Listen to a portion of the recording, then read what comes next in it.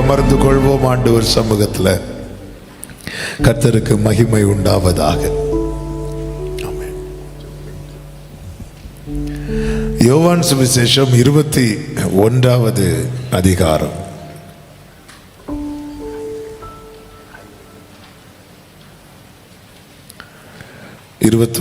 அதிகாரத்தின்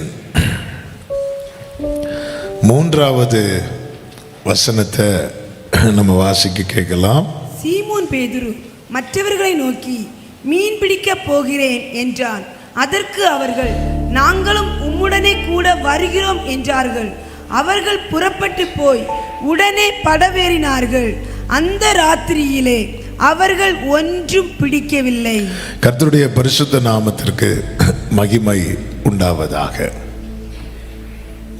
எல்லாவற்றையும் விட்டு வந்தவன் ஆண்டவருக்காக, உன்னை நான் மனுஷரை பிடிக்கிறவனாக மாற்றுவேன் அப்படி சொல்லும்போது படகையும் வலையையும் விட்டு இயேசுவுக்கு பின்னாக வந்தவன் தான் யார் அப்படின்னா இந்த பேதுரு. ஆண்டவராக இயேசு கிறிஸ்து மரித்து அடக்கம் பண்ணப்பட்டு 3வது நாள் சீஷர்கள் எல்லாம் பூட்டி அறைக்குள்ள இருக்கிறாங்க.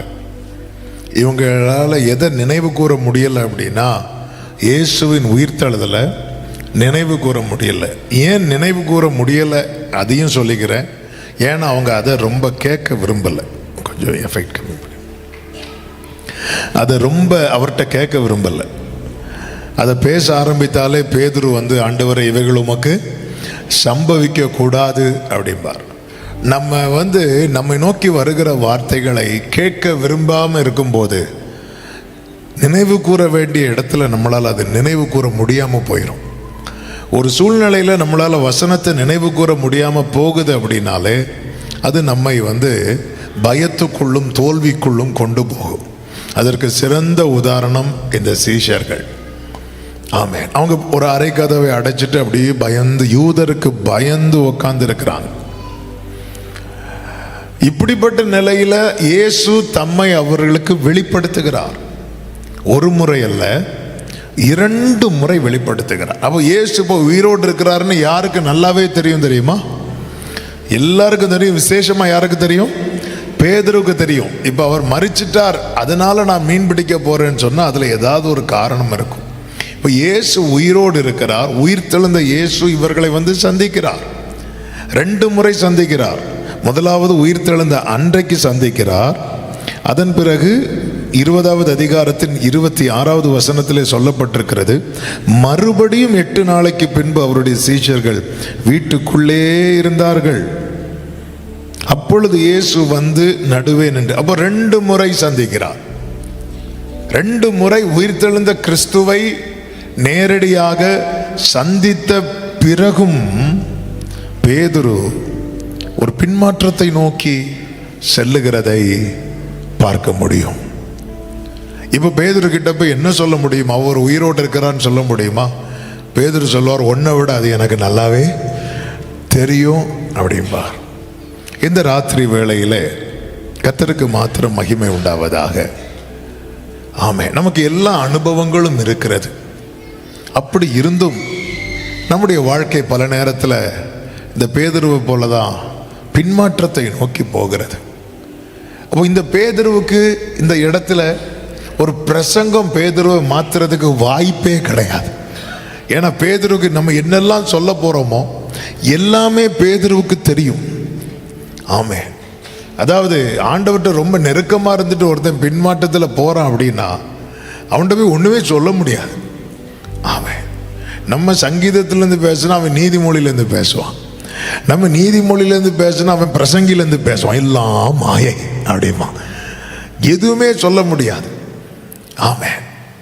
அப்படிப்பட்ட ஒரு ஏன் இந்த பின்மாற்றம்? மறுபடியும் பேதுரு மீன் பிடிக்க போவதற்கான காரணம் என்ன? 3 காரணங்களை கடந்த நாள் இதை தியானிக்க வச்சதுனால இந்த அதிகாரத்திலிருந்து தான் கர்த்தருடைய ஆவியானவர் நமக்கு வாக்குத்தத்த வார்த்தைகளை இந்த மாதம் கொடுத்திருக்கிறார். என்ன வசனம்லாம்? 9:13 ஆயத்தம் பண்ணவைகளை சீஷர்கள் கரை சேர்ந்த உடனே கர்த்தர் அவர்களுக்காக ஆயத்தம் பண்ணினதை அவர்கள் கண்டார்கள் என்ற வார்த்தை. கடந்த வாரத்தில் இந்த வேத பகுதியை தான் ஆவியானவர் ஒரு வாரமாக தியானிக்க வைத்து கொண்டிருக்கிறார்.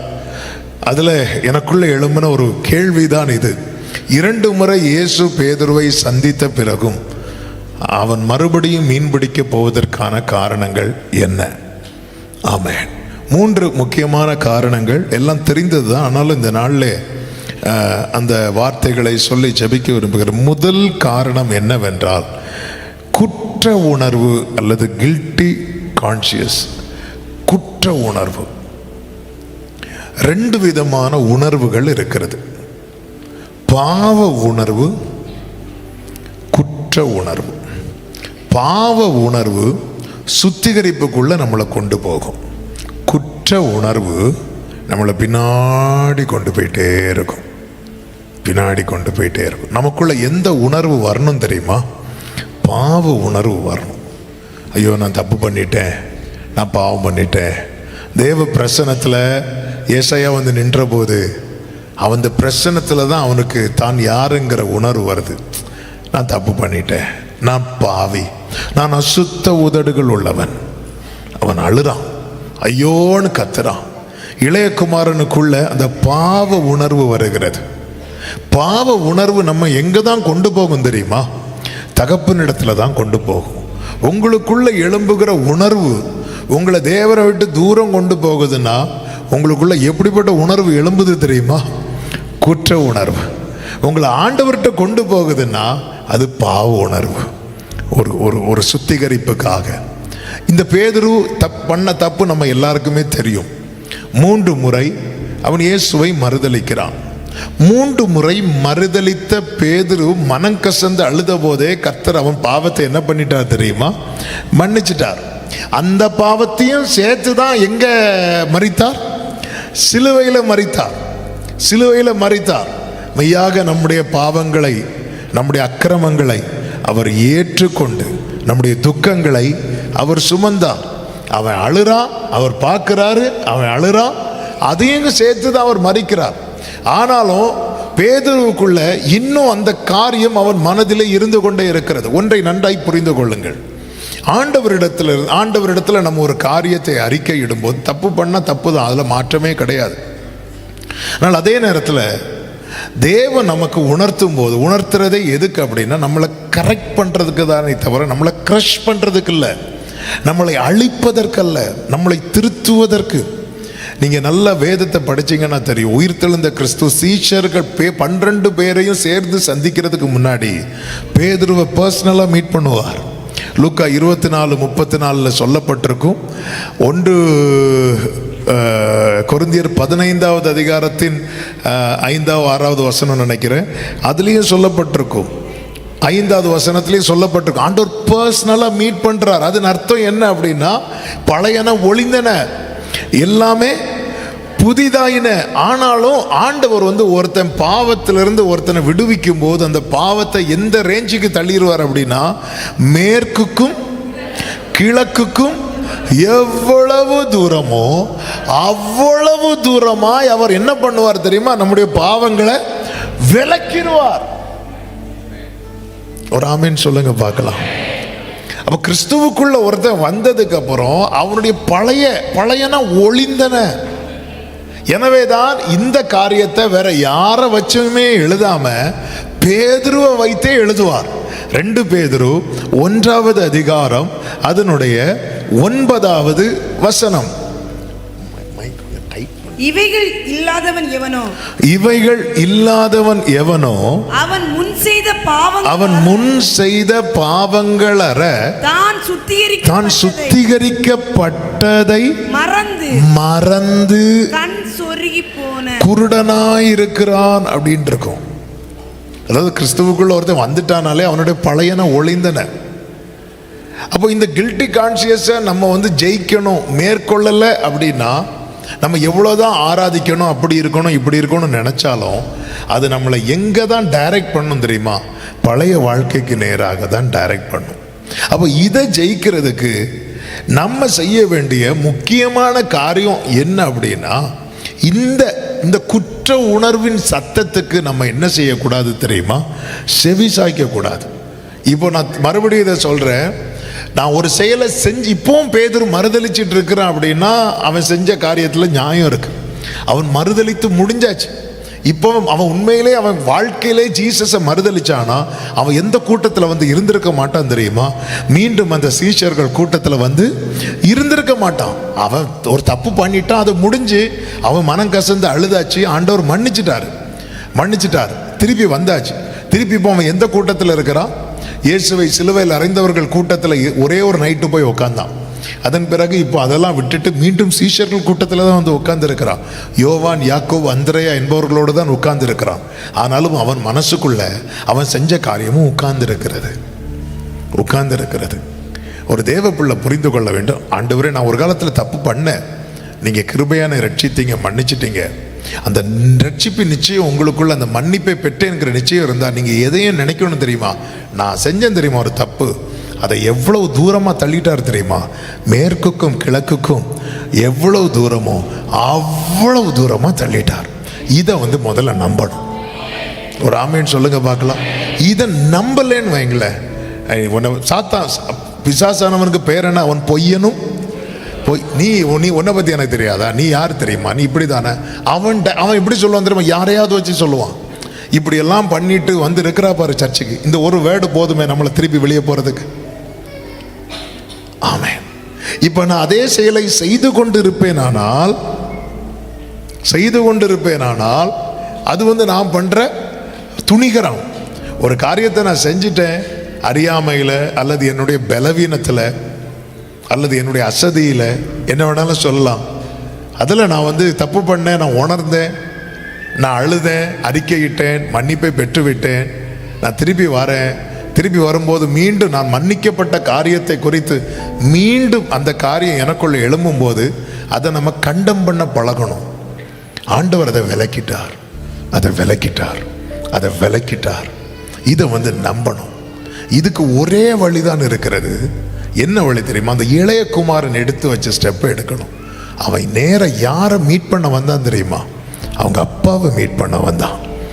ஆமாம். நீங்கள் என்னதான் மனம் கசந்து அழுதாலும் சரி, ஆமாம், அந்த குற்ற உணர்வு உங்களை மேற்கொள்ளாமல் இருக்கணும்னா, பேதுருவே நீ அழுததெல்லாம் ரைட்டு தான், ஆனால் நீ எடுத்த தீர்மானம் தப்பு. ஆமாம்.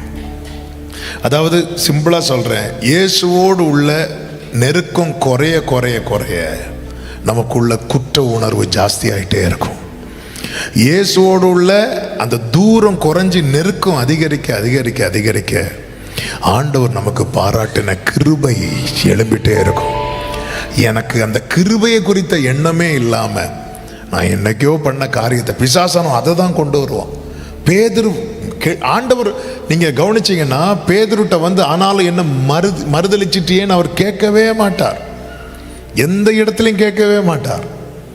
ஆண்டவருக்கு மகிமை உண்டாவதாக. இன்னைக்கு அநேகருக்குள்ள இப்படிப்பட்ட இந்த குற்ற உணர்வு என்ன பண்ணுது அப்படின்னா, தேவனை விட்டே தூரம். இதெல்லாம் ஆண்டவர் மன்னிக்கவே மாட்டார். அவங்களா செட் பண்ணிடுறது. ஆண்டவர் இந்த பாவத்தெல்லாம் மன்னிக்கவே மாட்டார். அவ்வளோதான், இதெல்லாம் சான்ஸே கிடையாது. ஆமாம். அன்னைக்கு ஒரு தம்பி சொல்கிறான், எப்படியும் எனக்கு நரகம் தானே, ஏதோ கம்பெனிக்கு என்னையும் கூப்பிட மாதிரி பேசிகிட்டு இருக்கிறான். எப்படியும் எனக்கு நீ ஏன் செட் பண்ணுற, அப்படி நீ ஏன் டிசைட் பண்ணுற? ஒருத்தவங்க வந்து பேசுகிறாங்க, ஆண்டவர் மன்னிக்கவே மாட்டார். சரி, என்ன தப்பு பண்ணீங்க சொல்லுங்க. ஆண்டவர் மன்னிக்கவே மாட்டார். சரி, நீங்கள் தப்ப சொல்லுங்க. ஆண்டவர் மன்னிக்கவே மாட்டார். ஆமாம். நான் நினைக்கிறேன் இவங்க ஆண்டவர்கிட்ட இப்படியே தான் சொல்லிட்டு இருப்பாங்கன்னு நினைக்கிறேன். ஆமாம். 1 யோவான் 1:9 என்ன சொல்லப்பட்டிருக்கு தெரியுமா? 1 யோவான் 1:9 பாருங்கள்.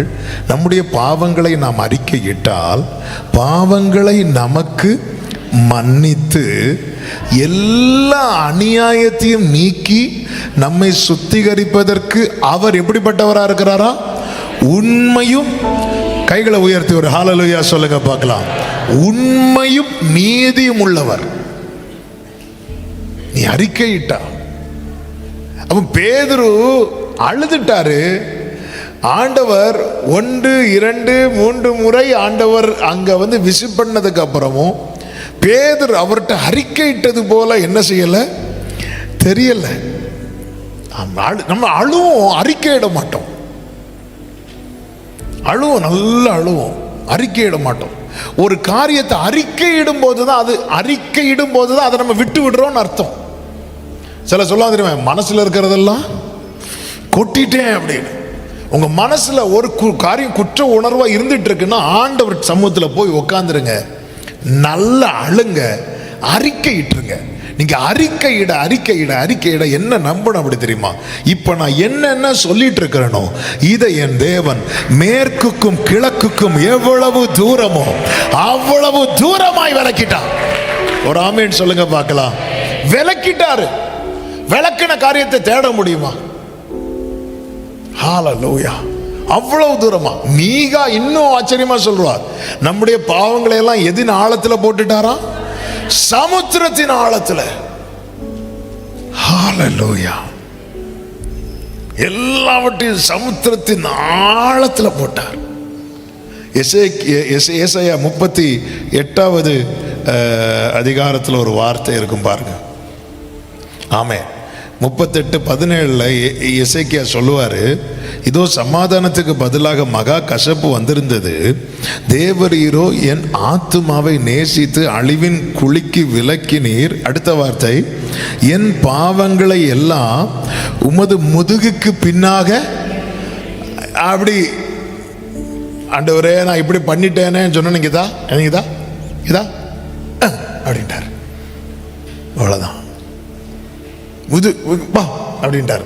எங்க போச்சுன்னு தெரியல. ஏன்னா என் ஆண்டவரை பொறுத்த வரைக்கும் அவர் பின்வாங்குகிறவர் கிடையாது, முதுகு காட்டி ஓடுறவர் கிடையாது. அதன் அர்த்தம் நான் இனி அதை நான் நினைக்க மாட்டேன்னு தான் அர்த்தம். என் பாவங்களை முதுகுக்கு பின்னாக. ஆமே. சிலர்லாம் பாருங்க இப்படி இருக்கும். கிளாஸ்ல ஞாபகம் இருக்கு, 12th படிக்கும்போது என் பக்கத்தில் ஒரு பையன் அப்படி பெட் எழுதிட்டு இருக்கிறான். எழுதிட்டு இருக்கோம், திடீர்னு சார்ந்துட்டாங்க. அப்படி சுட்டு போட்டு யாரோ போட்டா ஏதோ போட்டா அவன் முதுகுக்கு பின்னாக. அது எங்க போய் முதுகு பின்னாக வைத்தீர்ல எங்க போய் விழுந்துச்சு? எதில்? அதை விடு, அவ்வளோதான். தூக்கி முதுகு பின்னாக. ஆண்டவரே நான் இப்படி பண்ணிட்டேன், இதா அதை இங்கே கொடு. போட்டாச்சு. நான் அதை திரும்பி பார்க்க மாட்டேன், நீயும் எத்தி பார்க்க கூடாது. புரிஞ்சா? ஆமே. எதுக்கு ஆண்டவர் இதை செய்ய சொல்ற தெரியுமா? நீ என்னை விட்டு போயிடக்கூடாது பேதுருவே, நீ என்னை விட்டு போயிடக்கூடாது. ஹல்லேலூயா. எப்ராஹிமே உன்னை எப்படி கைவிடுவேன், இஸ்ரவேலே உன்னை எப்படி ஒப்பு கொடுப்பேன். எப்ராஹிமே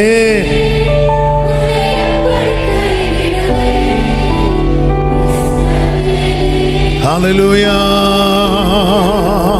ஆமென். எப்ராஹிமே உன்னை எப்படி. எனக்கு என்ன தோணுது அப்படின்னா, அவன் உண்மையில இந்த தோமா அவரை தொடுறதை விட யார் அவரை தொட்டிருக்கணும் தெரியுமா? பேதுரு தொட்டிருக்கணும். ஆமென்.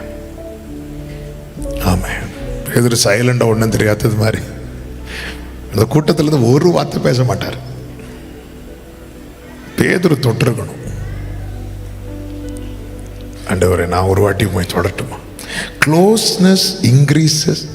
Distance increases guilt, closeness brings peace. தூரம் நமக்குள்ள அந்த ஒரு ஒரு ஒரு கில்ட்டி கான்சியஸ் கொடுத்துட்டே இருக்கும். ஐயோ நம்ம ஜெபம் பண்ணலையே, ஐயோ ரொம்ப பைபிள் படிக்கலையே. அங்கிருந்து ஆரம்பிக்கும்.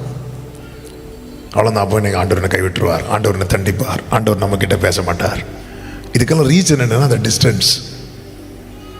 நீங்க நெருங்க நெருங்க நெருங்க நெருங்க நெருங்க உங்களுக்குள்ள ஒரு சமாதானம், ஒரு சமாதானம். இன்னைக்கு ஒரு தேவ பிள்ளை சமாதானமற்றவனா இருக்கிறான் அப்படின்னாலே தேவனை விட்டு தூரமா இருக்கிறோன்னு அர்த்தம். இயேசு கிறிஸ்து எப்பொழுது பூமியில பிறந்தாரோ அப்பொழுது தூதர்கள் பாடின பாட்டு, உன்னதத்தில் தேவனுக்கு மகிமை. ஏன் பூமியில சமாதானம் சொல்லுங்க? ஏன்னா யார் பிறந்திருக்கிறா? இயேசு எங்க பிறந்தார்? பூமியில பிறந்தார். பூமியில இயேசு பிறந்ததுனால சந்திரனில் சமாதானம் பாடல. எங்க இயேசு பிறந்தாரோ அங்க சமாதானம். அதுதான் சொல்லுங்க, நமக்குள்ள இயேசு இருப்பார்னா நமக்குள்ள என்ன பிறந்திருக்கிறது? சமாதானம் பிறந்திருக்கிறது. இன்னைக்கு மனசுல சமாதானமே இல்லை. நம்ம எங்கேயோ ஆண்டவரை விட்டு, தேவனை விட்டு இந்த மாதத்துல அதிகமா நீங்க ஃபோக்கஸ் பண்ண வேண்டியது அவர் என்ன ஆயத்தம் பண்ணார்னு பார்க்கறதல்ல, அதை அவர் காட்டி தருவார். ஆனா அதை விட ஆண்டவரோடு உள்ள நெருக்கம் இன்னும் கிட்ட கிட்ட சேர்த்து கொள்ளுமே பாடுபட்ட. கைகளை உயர்த்தி சொல்லுவோம், இன்னும் கிட்ட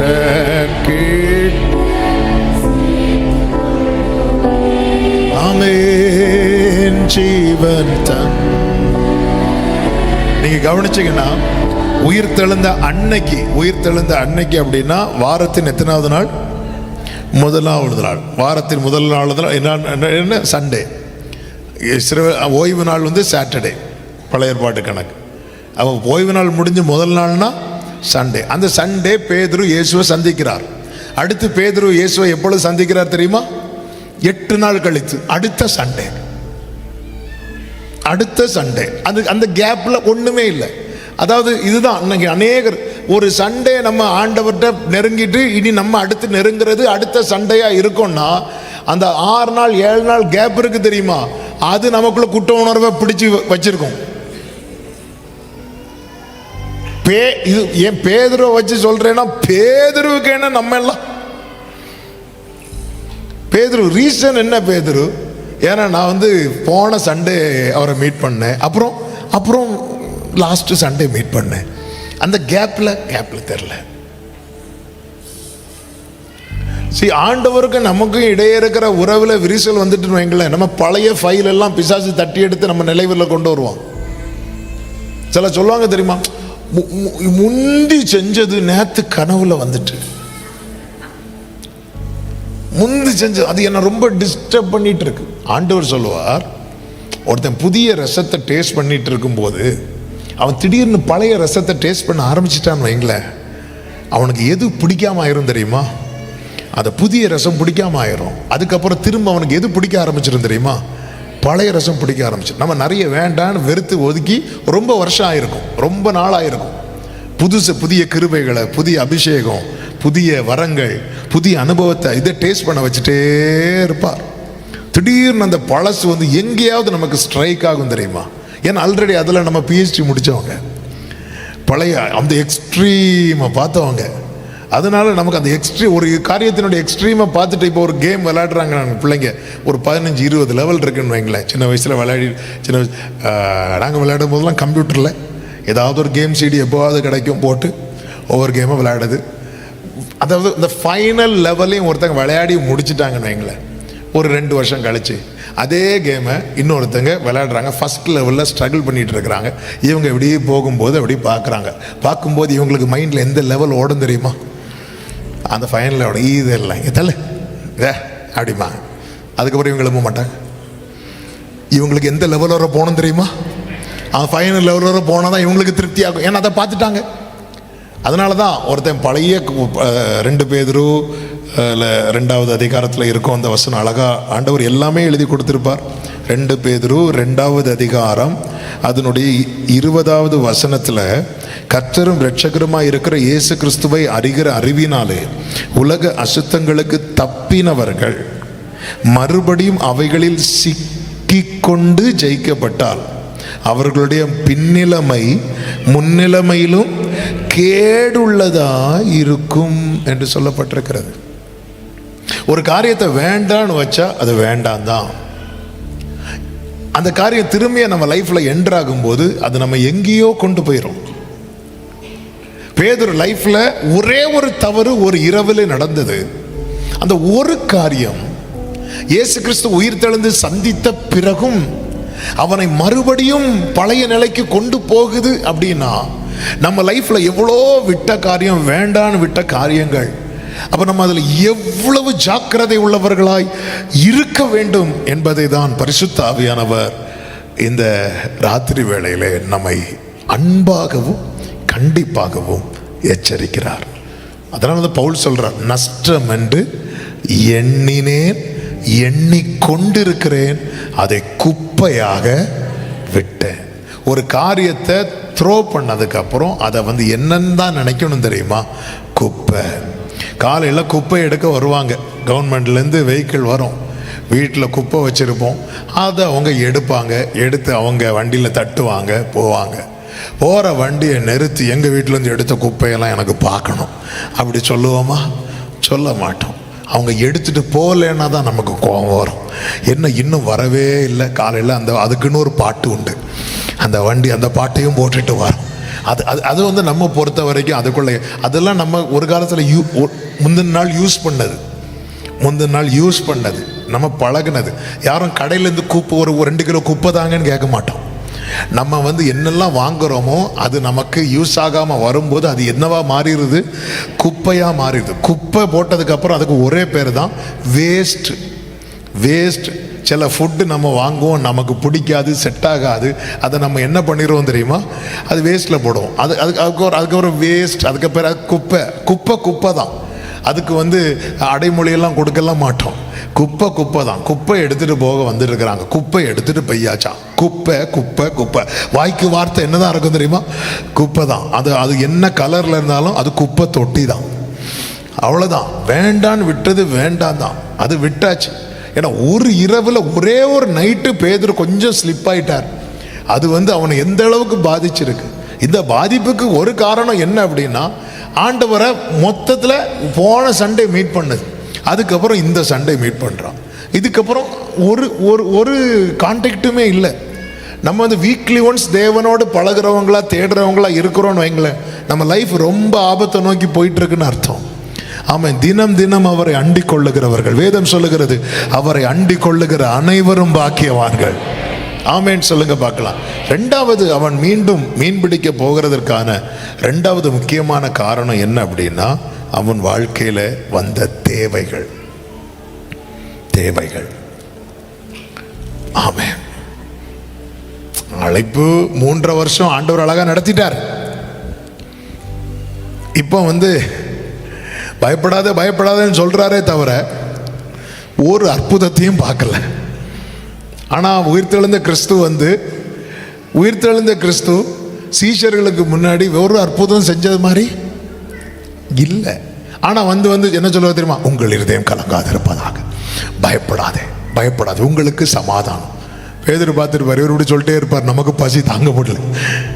அவன் நல்ல கவனமாக கேளுங்க. நம்முடைய தேவைகள் இந்த வேட நல்ல கவனிங்க. நம்முடைய விசுவாசத்தை விட பெரிதாய் தோன்றுமானால் அது நம்மை பழைய வாழ்க்கைக்கு நேராக கொண்டு போகும். பேதுரு இப்போ என்ன டிசைட் பண்ணுறாருன்னா, டெம்பரரியா, தற்காலிகமாக நம்முடைய அழைப்பை வைப்போம், முதல்ல தேவைகள் சந்திக்கப்பட செயல்படுவோம். இதுதான் பேதுரு எடுத்த காரியம். இது பெர்மனண்டாக மீன் பிடிக்க போகிறதுக்கு திரும்பலை. இப்போ அவனுடைய தேவை பெருசாக இருக்கு. சில பரீட்சை இப்படி தான் வரும் நம்ம லைஃப்பில். ஆண்டவருக்காக ஒன்று வேண்டான்னு விட்டுட்டு வந்திருப்போம், அந்த இடத்துல ஒரு டெஸ்ட் வைப்பார். ஃபெய்த்தா, நீடா, அழைப்பா, விசுவாசமா, தேவையா, விசுவாசமா. ஆமென். பேதுருக்கு பாருங்க, இப்போ மீன் பிடிக்க போகிறது வந்து பேதுருக்கு ஒரு கம்ஃபர்ட் சோன். ஏன்னா அதில் பழக்கப்பட்டவன். இமீடியட் ரிசல்ட் கிடைக்கும்.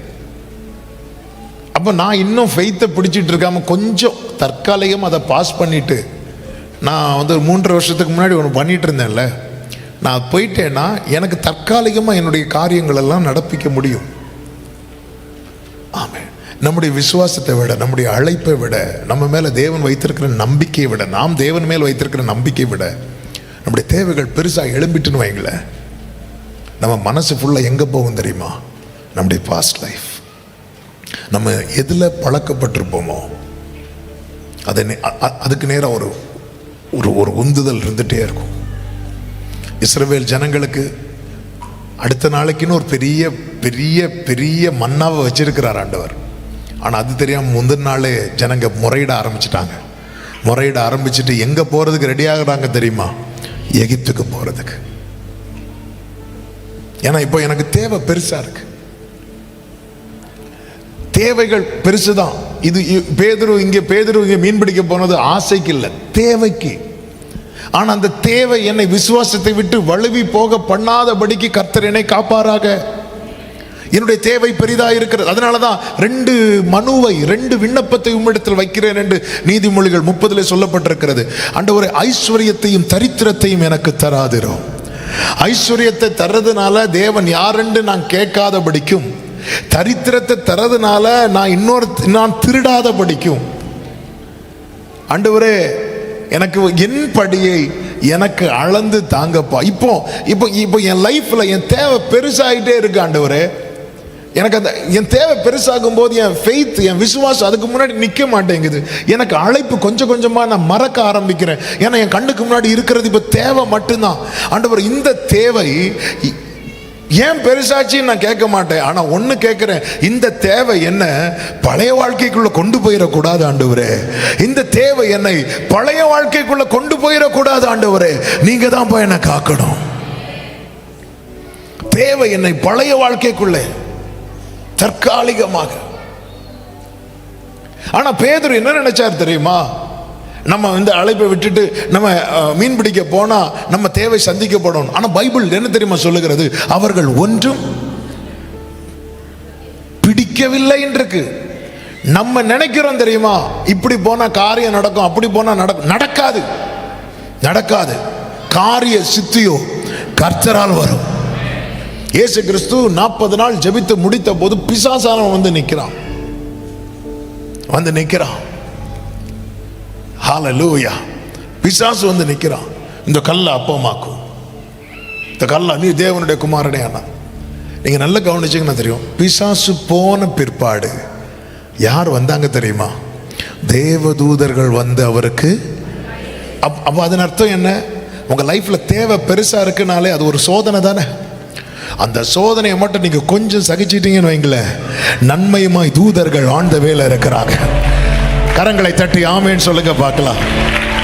மத்தேயு சுவிசேஷம் 4வது அதிகாரம் அதனுடைய 11வது வசனம். அப்பொழுது பிசாசானவன் அவரை விட்டு விலகி போனான். உடனே தேவதூதர்கள் வந்து அவருக்கு பணிவிடை. ரெடியா இருக்கு, எல்லாமே ரெடியா இருக்கு. இது ஒரு சோதனை காலம். உங்க லைஃப்ல தேவை வந்து பெருசா எழும்புதுன்னா இது ஒரு பரீட்சை. ஆண்டவர், நான் பின்வாங்கிடக்கூடாது.